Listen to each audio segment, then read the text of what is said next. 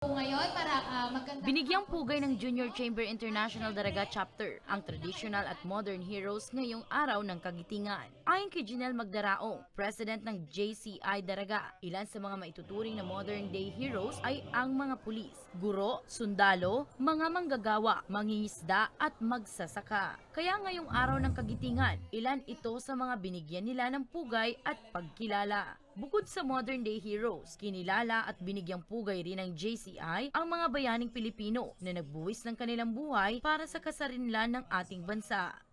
Ito po nagsimula nung I think 2021. So bali, ito yung pang-apat na taon na namin, Buhay na Bayani.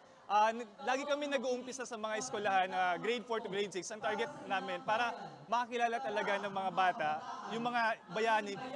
Bilang pagbabalik tanaw sa ambag at mga sakripisyo ng ating mga bayani, idinaan sa baraptasan ng mga mag-aaral mula sa Bicol University College of Arts and Letters Bachelor of Performing Arts ang buhay ni na Dr. Jose Rizal, Apolinario Mabini, Gregorio del Pilar, Gregoria de Jesus at Gabriela Silang. Naimbitahan rin na dumalo sa nasabing aktibidad ang 80 mag-aaral mula sa Mabini Elementary School, San Vicente Pequeño Elementary School at Kinawitan Elementary School mula sa Daraga Albay. Ayon sa JCI, ito ang kanilang paraan upang patuloy na maipaalam sa bagong henerasyon ang sakripisyo ng ating mga bayani.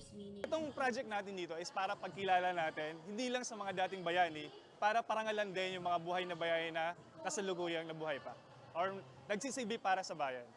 Kasi parang yung gaya ng nasabi ni Senator Uy kanina, yung Janet Uy, na may mga estudyante na hindi kilala si Apolinario Mabini, Jose Rizal, para at least every araw ng kagitingan, ginugunitan natin to para pag-alala or maturuan ulit yung mga bata natin na kung sino yung mga dating bayani like Apolinario, Gabriela Silang, para ma-refresh sa kanilang mga sa mga utak nila o kaalaman.